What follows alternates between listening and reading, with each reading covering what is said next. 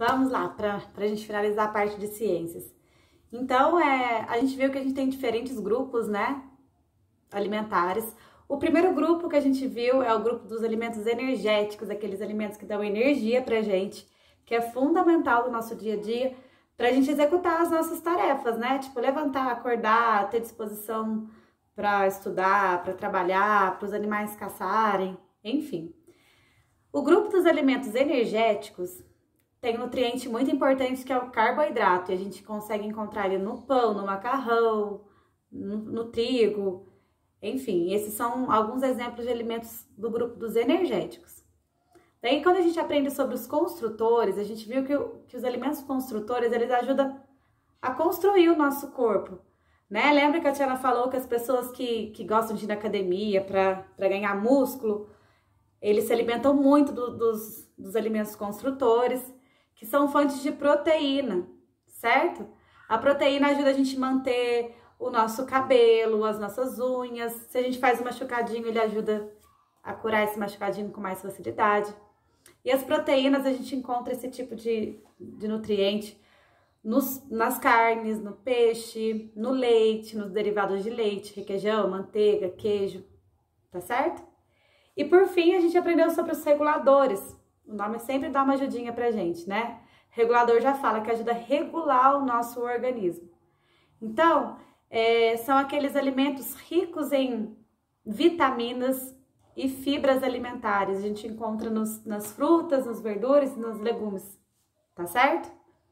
Só que assim, é certo, a gente precisa de tudo isso para o nosso corpo se manter saudável. Se falta algum desses nutrientes, eu posso ter alguma doença a longo prazo. Por exemplo, a pessoa que se alimenta muito em excesso, às vezes de alimentos que são ricos em carboidrato, ela pode armazenar gordura e ficar obesa. Ou alguém que se alimenta muito mal, se alimenta de alimentos que não tem muitos nutrientes, ela pode ficar desnutrida, tá certo? A gente aprendeu um pouquinho sobre as doenças que a gente pode adquirir de acordo com a nossa alimentação. Lembram disso? Enfim, outra coisa importante é essa relação, né? De não comer demais e praticar pouco exercício físico, eu fico mais gordinho, eu tenho uma tendência de ficar mais obeso. Por quê? Porque eu tô armazenando, é como se meu corpo guardasse. Ah, eu não usei toda essa energia, peraí que eu vou guardar aqui para quando ele precisar vai ter. Só que às vezes guarda mais do que precisa. Ou às vezes eu me alimento muito mal e pratico muito exercício físico. O nosso corpo também vai sentir falta, né? Vai sentir fraqueza. Então é importante ter essa relação de estabelecer um equilíbrio maior entre o tanto que a gente se alimenta e o tanto de energia que a gente gasta no nosso dia a dia. Lembra que a gente comentou sobre os atletas, que eles têm uma alimentação diferenciada justamente pela quantidade grande de energia que eles utilizam, tá certo? É importantíssimo, e na pirâmide também, as pirâmides mais atuais, diferente da primeira que foi criada, elas trazem duas coisas que são importantes para a gente colocar no nosso dia a dia. A primeira é com relação, né, aos alimentos, que já existia na primeira. A outra situação é com relação à importância de beber água e a importância de praticar alguma atividade física, tá certo?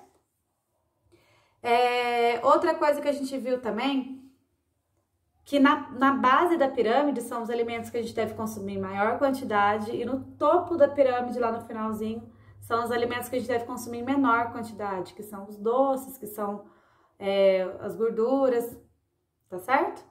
É legal observar isso também, tá bom?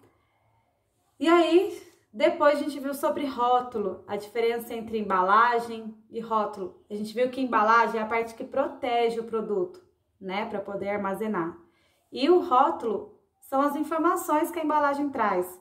Por exemplo, a data de validade, de fabricação, as informações nutricionais, os ingredientes. E a gente estudou bem mais a fundo a importância da gente observar as informações nutricionais. Então, por exemplo, se eu tenho lá, eu sou uma pessoa que estou precisando de ter mais energia para o meu dia a dia. Eu comprei 2 produtos. Eu tenho que analisar nesses produtos qual produto que tem mais carboidrato, tá certo? Porque o carboidrato, ele é uma fonte, né? Ele é um nutriente que dá mais energia. Se eu tô, por exemplo, com problema de intestino preso, na hora que eu for olhar meu produto no rótulo, eu tenho que observar qual que tem mais fibra alimentar, porque a fibra alimentar vai me ajudar, né, a melhorar a questão do intestino preso.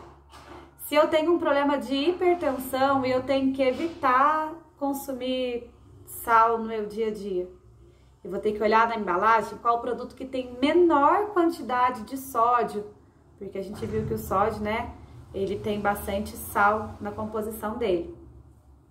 Enfim, na apostila tem bastante exercício para recordar esse assunto, que é um assunto bem legal, é um assunto que serve pra gente, pra vida toda, a gente cada vez mais ter essa consciência, né, da alimentação, do que a gente deve procurar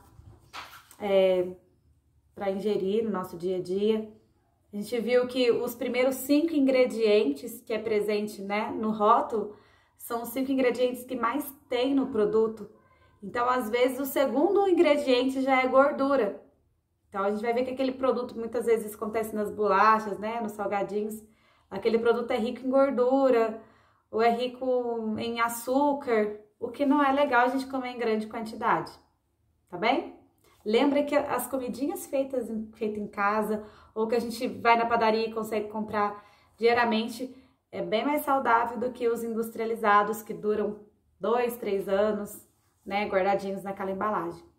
E para chegar no finalzinho, a gente viu a importância da questão da gente observar a data de validade e como guardar o produto.